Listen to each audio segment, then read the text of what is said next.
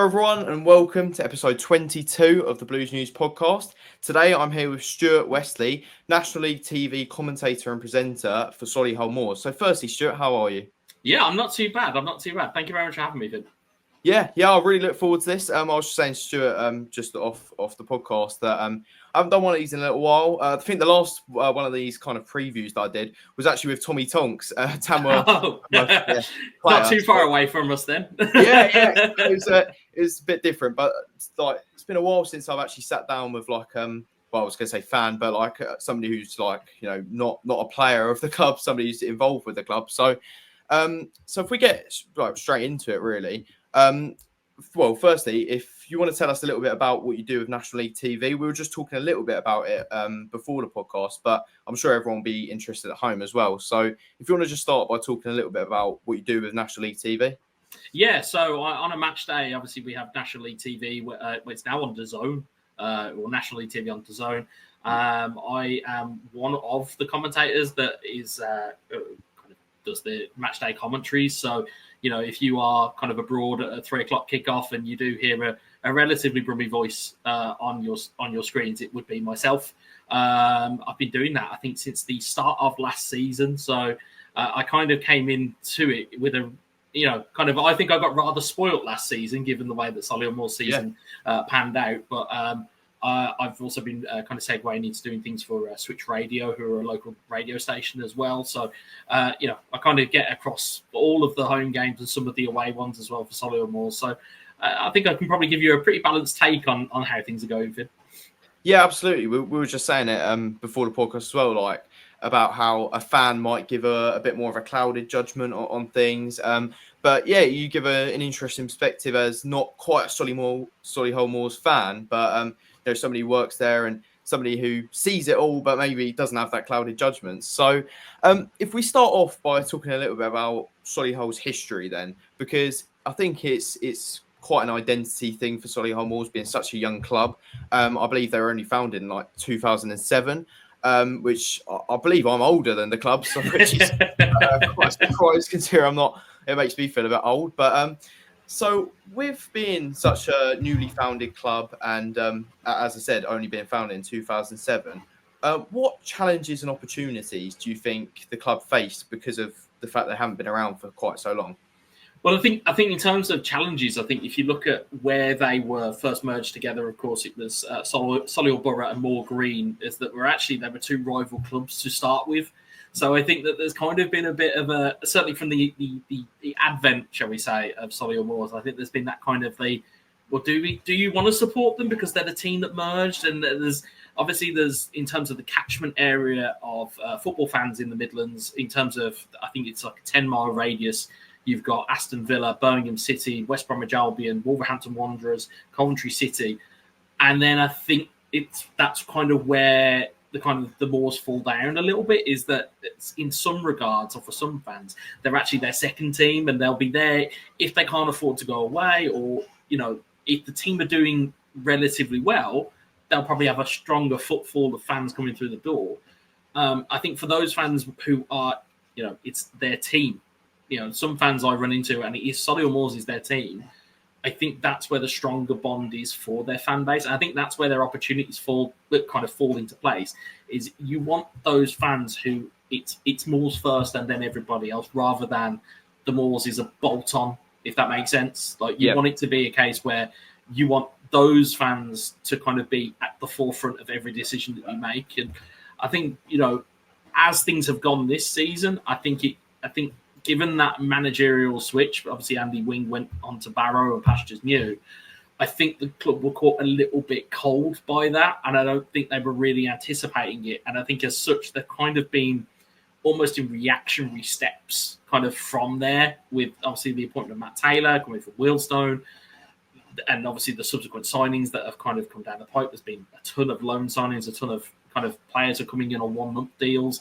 I think it's just a case of just trying to keep their heads above water, really, until the end of the season, and then try and really kind of go at it again in pre-season. But I think there's loads of mitigating circumstances, at least from my point of view, that is there. Some fans will point to it and say, well, manager's not good enough. Some fans will go, the bout of fixtures that he had coming into the club were difficult. Then there'll be some fans that will then turn around and go, it's a mixture of both. And then, there's also, on my side of things, I look at it and go, pre-season is your most important thing. If you've got players who are kind of into one manager's mindset, I think the issue then becomes is that you've then got to try and teach them on the fly about your methods on top of trying to get them to unlearn other ones. And then it can kind of really become like this little bit of a disjointed mess. Absolutely. Do you think there are, obviously there are challenges with being such a new club. Do you think there are opportunities? Because in some ways, like with identity and kind of branding, that sort of thing, do you think, whilst other clubs have to really stick to it, a certain style or a certain way, otherwise they're going to annoy certain fans, with being quite a new club with Solihull Moors, do you think it opens like avenues for different bits of creativity, trying out new things? Yeah, I mean, I think that there's a degree of freedom with it because there isn't necessarily a Solihull Moors tradition in that sense because they are so young. I don't think there's necessarily an ingrained, here is what Solihull Moors would be doing, as opposed to historic clubs like your Southend's, your Oldham's, your Rochdale's, your Altrinchams that have got kind of years and years of history. The Moors haven't got that, and I think that there's pluses and minuses to it. Of course, the minuses is you're not established. But the plus side of that is to go, well, actually, you can set the tone. And I think that's where their opportunity really comes, is going, okay, we've been around for 16 years or 18 years at time of recording. What do we want to do for the next 20? What do we want to do for the next 40? How do we want to establish ourselves long term? And there's certainly room to grow. And there's certainly, the advent of social media in terms of kind of latching onto different things. I mean, we spoke off the pod about the fact that, Solihull Moors, maybe tooting my own horn here, but that, they do video match day previews. They like do a little 2-3 minute video that I kind of present. But no other club in the league does that. Now there might be a reason why they go, well, actually, Stuart, they're just not very good, so we just don't have you do them. But on the flip side of that is that there are room to explore and there are room to do different things. Like there's charity initiatives in the local area. For example, I think they had there was the 𝗘𝟮🟮 Leukemia Arena for like a match day this year, and all proceeds went to the charity and things like that. Like there's ways that they can ingratiate themselves into the community, because I think, as I said, for people from Solihull, I think it is their for the people who it's their team. I think that's where your opportunity comes from. I think there's still a little bit of a hangover, I think, from that merger, where it kind of makes it a little bit difficult to kind of bridge that gap between the older fans and the newer ones. Absolutely. Well, with Southend, and I think some Solihull Moors fans might be looking at the fixture list and maybe thinking, Christ, do we really have to play Southend? Because I'm going to read out some stats now that you might not like. But in our time playing each other, I believe you've only beat us once out of 7 times. And we've won all 4 of the last meetings with some pretty big scores. 3-0, 5-0, 3-0. And a 2-4 win last time we faced. So, do you see Southend as a bit of a bogey team? I think you could probably pigeonhole Southend as one of those teams. I think you can certainly go into games and go, our team's got our number today. I know I mentioned it, off of the podcast. You look at players that essentially shined in the reverse fixture earlier in the season. You had Arabin Peppel, you had Gus Scott Morris. It wasn't just as much as people like to obviously talk about Gus Scott Morris, as they should do. It's not just him. There are other players that can do damage, and it's you can pay attention to one player, but you will open the door for 2 or 3 others that might just kind of pop their head up and go, hey, actually, you might want to pay attention to us as well. And I think that's kind of where I think sometimes Solihull Moors can get caught a little bit cold, is that the teams that have a star player, they can sometimes maybe forget the supporting cast, and that can sometimes cause problems. Absolutely. Well, you spoke about it before a little bit in the intro. Obviously, last season was a great season for Solihull Moors. We're going to speak a bit about this season later on. Mm-hmm. But yeah, it was a great season for you. You went to Wembley twice in the space of like a week or 2. Yeah. Once for the FA Trophy final against the Gateshead, and again for the playoff final versus Bromley. So 2 finals in the space of like a really short amount of time. But sadly, you lost both. Firstly, how is that experience of going to Wembley, and how do you think that shapes like teams like yourself in National League, and what sort of benefits come from that? I think it certainly was a positive for a lot of those players. I think to come within spot kicks of Football League, kind of status, I think, people knowing that feeling of getting that close should be a plus point. But I think obviously the negative side of that is that there's so many games that you've gone and played that you then kind of have a hangover into the next year by going, look, we've busted a lung trying to get, a FA Trophy final. We've busted a lung trying to get into the Football League.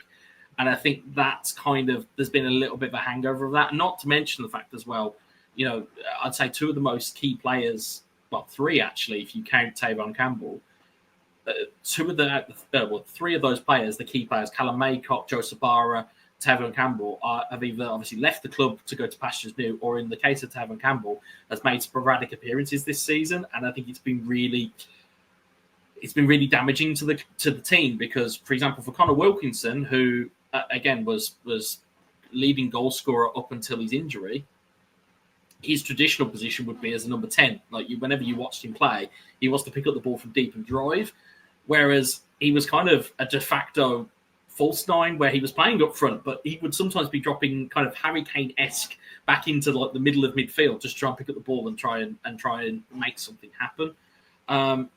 As experiences, though, I mean, I looked at the games that I covered for the playoff run, where I was covering it for Switch Radio. Halifax at home, I saw Florent Hotty score an absolute screamer that nobody remembers because it was a game they ultimately lost. Probably my best experience covering Solihull Moors was the 4-0 away win at Barnet in the playoff semi-final, which I don't think anybody saw coming on that day. Every Moors fan that I walked into that day, everyone was like, this is... Do you know what? We might be able to scrape it here. We might be able to do something. And then James Clark scores, then Jack Stevens scores, and all of a sudden everyone in the ground, at least in the Moors perspective, went, wait a minute, we might actually do this. And then Campbell scores a third, 𝗮💆 scores a fourth. And yeah, rain was pouring that day, but I'm on the pitch interviewing Andy Wing. Yeah, it was one of those moments where you just kind of go, yeah, that's one of those moments you'd want to freeze in time and just kind of take it with you, because it was a wonderful experience. And then going to Wembley, again, I think it went 1-0, 1-1, 2-1, and then 2-2, and it was Osborne that got one that really got us back into it. And yeah, it was a sucker punch. And then obviously you come to this season, though, it's just been a completely different kettle of fish. Absolutely. Well, if we talk about this season, then obviously such highs last season, probably a few lows in losing 2 cup finals, but to get to 2 finals and go to Wembley twice, that's a great experience, and quite a high for the club. But then if we look at this season, just looking in as a neutral fan on this, it's definitely been a tough season compared to last year. You're 17th in the league, and I believe at the time of recording, you're only 5 points off relegation. So it's definitely been a tough season for you, particularly compared to last. Why do you think that is? Do you think it's a combination of, obviously, as you said, losing Andy Wing, a great manager, something you can't really factor in, kind of similar to Southend, not in a manager sense, but we've lost some players out of nowhere that we just couldn't factor in, release clauses and other factors. And obviously you have lost quite a few players. 𝗘𝟮🟮🟪, one that I'm sure most people listening to the podcast will know. So there's been a lot of kind of circumstances and things that have happened in the lead up to quite a poor season compared to last. What do you, as a Solihull Moors, somebody who watches this club week in, week out, what do you think is the reason for the kind of downfall this season? Oh, how long have you got, Finn? I mean, in terms of where the team were before the turn of the year, let's kind of call it there, because there was 2 games before Andy Wing left where they lost back to back. But prior to that, they'd won 4 in 5. Wing was actually manager of the month for December, as well as Conor Wilkinson was player of the month for December, because he was on such a purple streak. What then happened was, of course, Barrow, and again, it was almost like it was like that, and it was gone. It was like Barrow make the approach, they get rid of Stephen Clements, they make the approach, and within about 48 hours, it was announced and gone. It's done. Like we see I've got the Twitter notifications, I just see it come up, and I just went, no, why is this happening? Obviously, I wished him incredibly well because, again, to me, if a manager, certainly with a personable touch as Andy Wing, he was from the local area. He had that link to the fans. He was only down the road from where I'm at currently. You have that link, and then the club statements came out where it was the case that they were saying, you know what, we appreciate everything that was done, but we'll bring in a high quality replacement. They go and get Matt Taylor from Wealdstone, who I think at the time were 21st in the league. I think they're now almost taking over Solihull Moors, which will tell you how bad the kind of run's been. I think in Matt Taylor's first 8 games, I think it was 7 losses in 8, and the only point he picked up was against his former team. But I think since the turn of the year, I think it's 8 points that Solihull Moors have gained since the turn of the year. And again, my favourite saying at the moment is that survival and promotion are not gained based on omission. Like, you're going to have to do something to get points. I think the problem, the thing that Matt Taylor was running into, though, is in terms of the injury crisis that is very much apparent at the club. You have, in terms of Laurie Walker was sent out on loan to Oxford City. Wasn't really an injury. It was more so, I think it was a case of getting his confidence back. Then you've got the likes of Jordan Tunnicliffe, who's been out for a while. I think he came back in the previous game. I think it was against Altrincham, I think it was. But then you've got the likes of, in terms of sporadic injuries, you've got Jamie Osborne, Josh Labadie, Jack Stevens has been out for spells. As I mentioned, Taylor Campbell's been out for quite some time. You've got Connor Wilkinson that's out, Sam Bowen, who's been growing in influence. And it's just kind of been a case of going, right, where's the sellotape? Where's the blue tack? Let us put this team back together and let's just try and stay up. I think that's really the MO at the moment. Obviously, Matt Taylor's brought in the likes of Jack Wells-Morrison. He's brought in Robbie Cundy on loan. But then there's also players like Joe Dodu, Manny Duke, who's come in. And I think it's a case of, and I hate to say this as a Moors observer, but I think it's a case of finish one place above the relegation zone and just stay in the division. I think that's their port of call at the moment. The issue, though, as you've alluded to already, they run into Southend, who are gunning for playoffs. That's call it what it is. You've got the likes of Rochdale, who are still gunning for playoffs. You've got York, who are still trying to make sure that they get, that game off, from the second and third spots. And then you've got the likes of Boston, who are fighting for their lives, Dagenham and Redbridge, who are fighting for their lives. I'd like to know, and I don't know this, but I'd like to know where they need to pick these points up, because realistically, the Boston game on Bank Holiday Monday is critical, and the last game of the season against Dagenham at home, depending on what way that goes, that could be the best day ever, or it could be the worst day ever. But again, that's looking past the juggernaut. They've got to go to Southend and go to Roots Hall and try and get something here as well. But for me, to wrap all that up, I think it's a case of, you're not going to know, from a Moors perspective, you're not going to know whether Matt Taylor is a good enough manager to take them forward unless he's got a full deck of players to play with. Because as much as everybody remembers that Andy Wing of, we got to 2 finals and we did all of this, that's with he was playing with a full deck of cards for a lot of that season. This season, I think I could maybe count on one hand, a push maybe 2, where a Solihull Moors head coach has had the full deck to play with. And I think that's kind of where it's falling down a little bit. Yeah, well, I think looking in at the table as a neutral fan, you look at it and you're like, will Solihull go down? And then you consider last season, you think, it'd be mental if they go down. Well, we said this, we even alluded to this on commentary. And I don't like saying this about other clubs because it's something, but we coined it as doing a Boreham Wood. Because Boreham Wood famously did it, previous season. So it's exactly what I think Solihull Moors are trying to avoid. And I think, there's a section of fans that say, well, the clubs that are below us, they're below us for a reason. But as I would point out, if you do nothing, other clubs will start to pick up points, as we see with Wealdstone, Dagenham, Redbridge, Boston, are all picking up results in games that, on the form sheet, they shouldn't pick up points, but they are, and that's the problem. That's the problem at the moment. I think either way you look at it, let's say that Solihull do survive at the end of the season. It's definitely going to be a huge summer for Solihull. And what do you think? I mean, this is quite a difficult one, but what do you think needs to be done in the summer? Let's say you have stayed up, but what do you think needs to be done in the summer to turn it around and have a successful next season?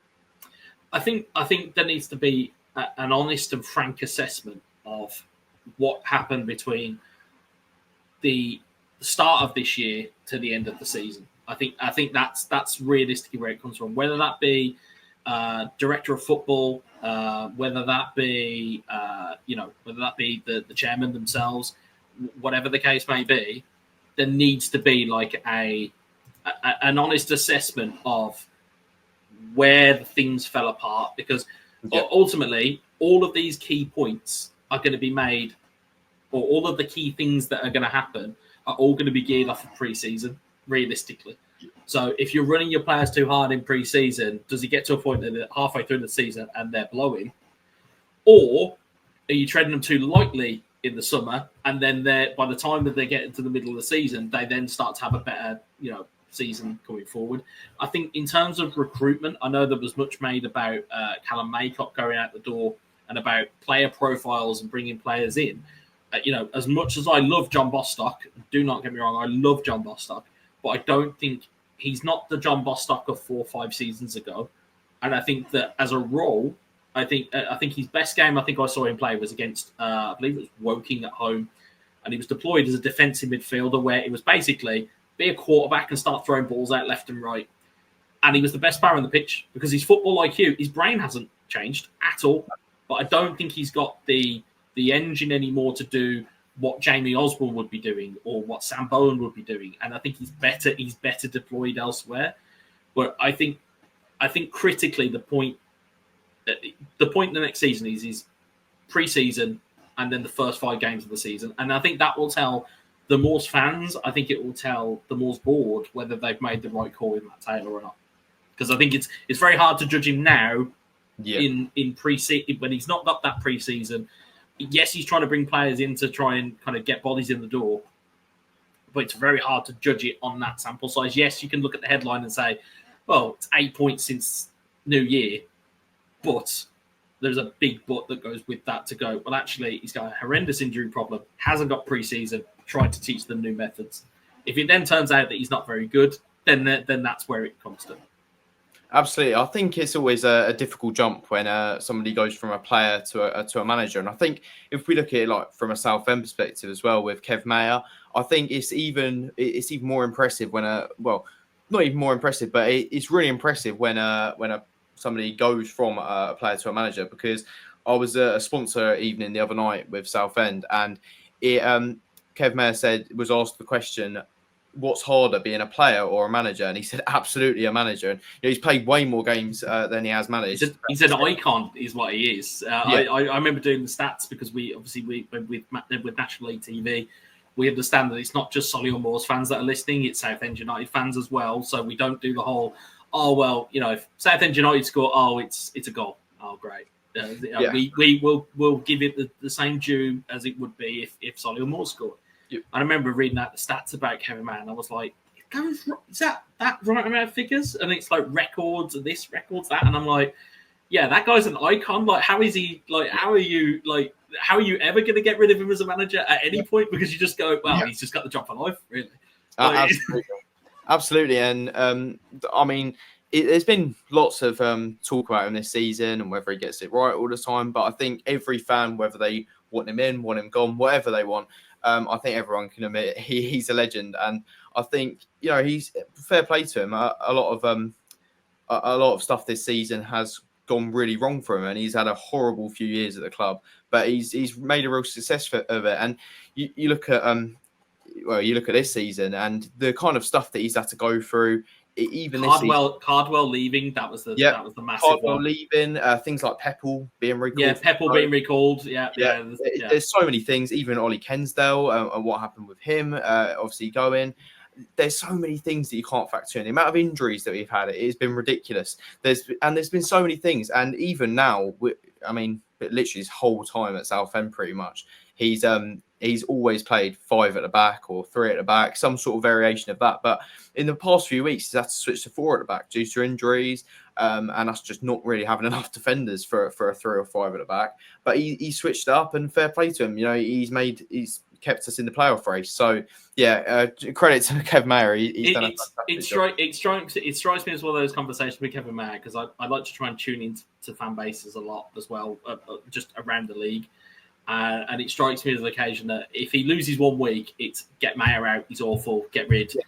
If he pulls out a victory, everyone's like, Lord Mayer, thank you very much for and it's just like you literally can't in that type of scenario, you can't really win. But certainly he still makes it work with what he's got, and the fact that you are still in that playoff hunt is a credit to him. Absolutely, yeah. It's been quite reactionary at times, and quite a strange season, really, in a lot of ways. Because you look at it as on the table and on paper, it's been a good season. We've been battling for promotion, despite really having quite a rocky start to the season in terms of what was going on with the takeover just coming through, and it was all big transition. And I'd imagine that the fan reaction of when they hear the words takeover, they go, great, how much are we spending? And when it doesn't necessarily happen all in one go, everyone goes, wait, have we even been took over? And it's like, no, these things will take time to kind of work themselves out. 100%, and a lot of the changes have been off the pitch rather than on it. I think the making changes on the pitch is all very well and good, but it's no good playing well on the pitch if our stadium's falling down and we don't have a scoreboard and things like that. So absolutely, there's so many important things that are away from the pitch that needed to be dealt with. And the fact that we have a chance of playoffs this season, considering that they've had to deal with so much other stuff, is pretty amazing. And it would just be a bit of a bonus, really, if we get in the playoffs. So with Solihull Moors then, ahead of the game on Saturday, who are some players, and we spoke about how a lot of the players that we might have known from last season, quite a few of them are gone now. So what players should we be looking out for on Saturday for Solihull Moors? Yeah, I mean, we've often said this a lot on the commentary when we've been kind of not necessarily kind of previewing the games, but certainly in the opening stages when we're talking through lineups and things, where we say that when we do turn up to 𝗬𝗮𝗟𝗏 Park and we do go and kind of look at team sheets, is that come 2:00 on a Saturday afternoon, you kind of are really playing guess who as to who's actually going to be available, because there's been that kind of shift in injuries and things. I mean, if fit, and I always prefix this with if fit, Jamie Osborne, which I'm sure many listeners will know very well as Solihull Moors captain, is always a driving force when he gets onto a football pitch. He loves a tackle, don't get me wrong. I would dare say he's very happy to get a booking for talking to a referee a little bit too much as well. That is almost part of my Jamie Osborne bingo card. But you look at the likes of players that are around the squad. James Clark his versatility is very good. Can play at right back, can play at centre back, can play at holding midfielder. Has got a really good range of passing on him. In terms of forwards, again, because I'm not sure if he's available, but Jack Stevens got 12 league goals this season. Again, thankfully signed a new, or at least it triggered an extension on his deal. But I think he might be. Personally, me, if I was a fan of an EFL club, I'd be looking at Jack Stevens because of that kind of dynamic kind of agility that he has on that left side. If he is present on Saturday against Gus Scott Morris, that would be one of those kind of like Ali versus Tyson type of like, I want to see them two go at it all day. In terms of forwards, again, Manny Duku had a relatively decent start, but again, because we're kind of having to wrap him in cotton wool because he's not really been playing too much, we've got to kind of manage that. Joe Dodo scored against Altrincham from the spot, but again, hasn't really been playing regularly kind of professional football for that time. So it's as bad as it sounds, it's a case of just wait and see on Saturday and see who's available. It's a really unfortunate position to be in, especially for the club, for Matt Taylor, and for the fans. It's quite a hard position to be in because you'll go, even for me recording match day previews, I can go, well, do you know what? Look forward to Jamie Osborne. Then we turn up on Saturday and find out he's pulled something in training, or I'll go, check out Manny Doku. Well, actually, he's ran into a post during training and now he's out. It can be. It's quite a hard one to predict, but certainly I would say Osborne, Osborne and Clark, certainly they'll be the kind of the motivators of the team. And then you're looking for players ahead of the ball. If they can produce what they are capable of, they should and could cause real problems. Definitely. Well, before pretty much every podcast, I always sit down with my dad and kind of get we kind of come up with the questions and what I'm going to speak about together. And one thing that he was talking about before the podcast was John Bostock, because he knows him from Football Manager days when he was a wonder kid. Same. Yeah. Has he?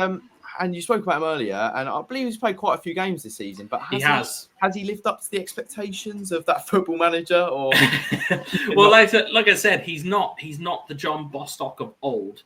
But and much as what your dad will probably tell you, is the same thing with Football Manager: is that the physical attributes might go, but the technical ones are still there. Yep. So, for example, his delivery from a set piece is still very good. His range of passing is still very good. His football brain to be able to read things is still very good. It's just he's not necessarily that kind of all-action, box-to-box midfielder, which is why I think Moors at their best is Bostock sat in front of the back four with Osborne and Bowen forward. But of course, Bowen's out for, I think it's for the season. So he's been walking around in a knee brace for some time. I think Wilkinson's out for the season as well, or at least I think I saw him in a knee brace. But again, you don't really get kind of injury updates, as it were. I think you just kind of wait for people to kind of ask questions. But it's an assumption. If I see somebody in a knee brace, you're going to make that assumption. But I think as for Bostock, I still think that there's value to him. I just think it's different than the value that I think that the club are looking at him for. I think the club are looking at him potentially as maybe, actually, he's the guy that's going to drive the team forward, when actually he should just be the guy that sits there and just pings balls out left, right, and centre, because his range of pass is still very good.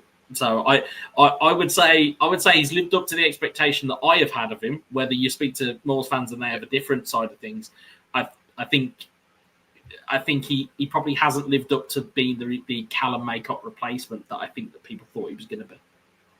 Yeah, well, he had a pretty decent time with Notts County and stuff before. So, yeah, I think, and yeah, he's played a lot of games for Solihull, as you were saying, some good performances. So, obviously, it's a Southend podcast, and I'll try my best to not talk about it on these kind of podcasts, because obviously I get you on to talk about your respective clubs and whatnot. But we will talk a little bit about Southend to wrap it up. So, and I believe, obviously, you work for National League TV, and you seem to have a great knowledge of National League. So, are there any Southend players that stick out to you in particular? Well, I've mentioned Gus Scott Morris enough times, so I won't mention him. But the one that I've kind of been impressed by is Charlie Kendall since he's come in. Yep. I think the fact that his spell at, if I'm just trying to refresh my brain as to where he came from, let me try and figure where he came from. Woking was funny enough, was the same game that I saw. It was that bizarre red card that he got, a red card for touching the ball before it went out of play or gesturing towards it. The ref walked up, set him off from the bench, which is a bizarre, absolutely bizarre. It was one of the most bizarre red cards I've ever seen. But he got a red. But how he's kind of came in, I think there was a question mark on whether his goal return was going to be any good. He's picked up 5. Like it's being at this part of the season, it might not necessarily be that he's all firing. He's not scoring every game, but I think the goals that he is scoring are of a matter of importance. And I think that's kind of where you kind of look at and go, yeah, that's somebody that's kind of catch my eye. And I think give him a full time, give him a full season with teammates and be bedding in and knowing what team, what team style is. I think that's kind of where I'd be looking at. I think 𝗦𝗢𝗟𝗏𝗟𝗟 as well. I think he's been a really, really good little addition, or just being able to kind of see him up close and just realise that actually he's got a bit of a player there. So I'd certainly think that there's 2 or 3 that kind of stick out. Of course, I know we mentioned him for his recall, but 𝗦𝗦𝗏𝗏𝗏𝗏 was just greased lightning at Damson Park, and he was just he was unplayable. And it's just a shame that he's been recalled. Obviously, from a Southend perspective, it's a shame. For Moors fans, obviously, they'd be delighted not to see him back. Yep. Well, I think, you named some really good players there. I think Kendall, it's been a bit tricky for him because I think he's on the bench quite a lot now. He might even be injured actually at the moment for Saturday's game because he wasn't on the bench last game, and I'm pretty sure it's to do with injury. But I think in terms of potential, he has so much potential. You can see he's a quality player once he gets scoring a few more goals, and once he gets involved a bit more with his teammates and stuff next season. I think it's going to be a big season for him next season.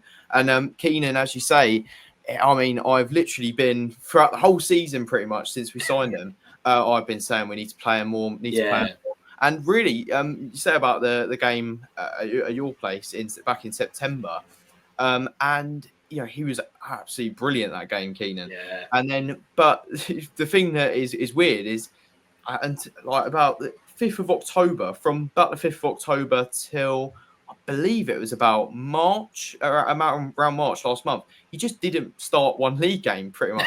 Even though he was never injured, there was nothing wrong with him.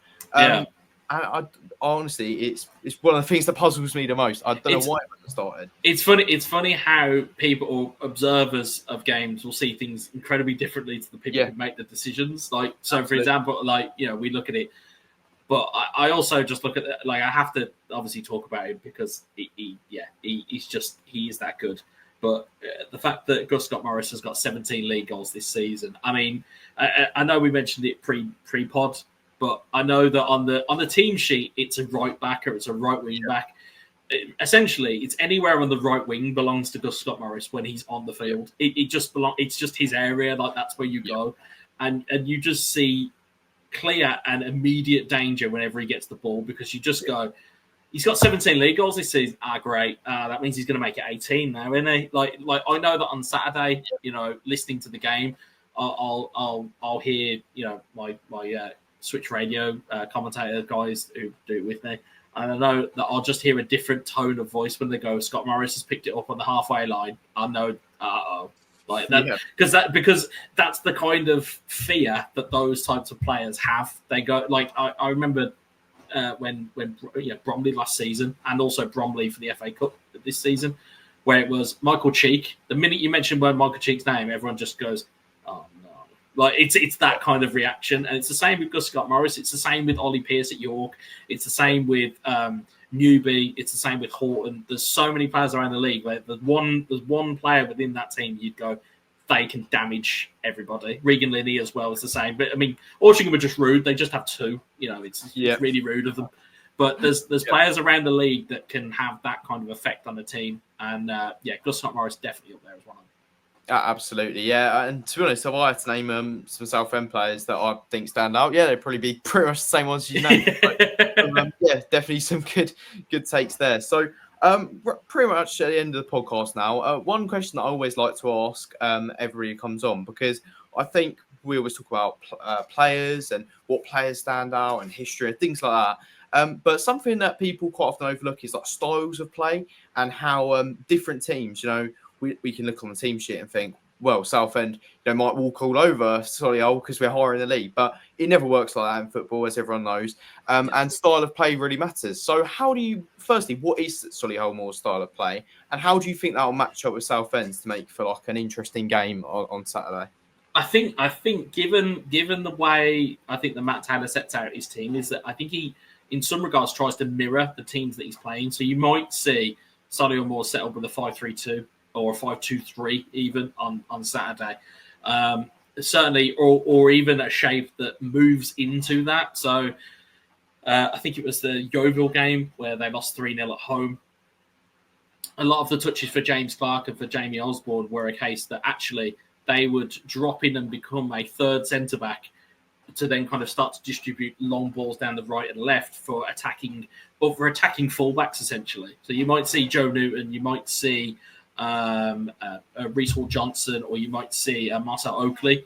All three of them have got a good turn of pace with them. So if they can try and push back Southend in that regard, granted it's going to be difficult being away from home.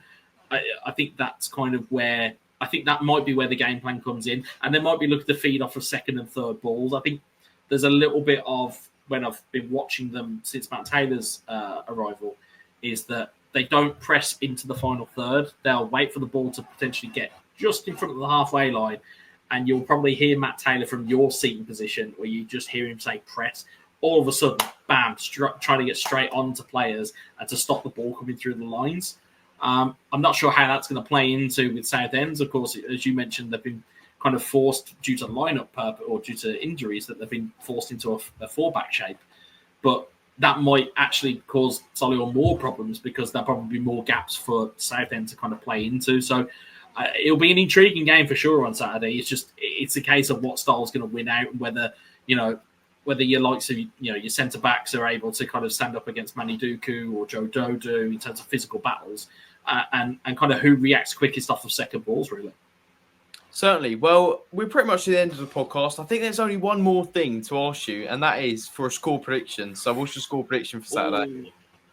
Do you know what? I am going to go with a score draw. I'm going to go with 1-1. I'm going to go with a 1-1 where I think Moors take the lead. I'm going to try and really predict this. I think Moors take the lead early, shock Southend, but you rein it in, and then it's hard to pick a goal scorer, but it would probably be Gus Scott Morris. He'll probably, and then it'll then be like a really cagey last 15 minutes where Solihull Moors are trying to hold on, because at this point it's get points whichever way they can. So if it goes off of the back of somebody's head and bounces in, I don't think Solihull Moors care at this point. They'll just want the ball in the back of the net, whatever means necessary. If it weren't this stage of the season, I think most Southend fans would be like, a point against Solihull Moors, not too bad. But I think in this stage of the season, we basically need to win every game. Yeah, and I think your aspirations matched with the Solihull Moors form book. You would probably, I think the majority of your fans will walk into this game going, we should be smacking these around the place. Yeah.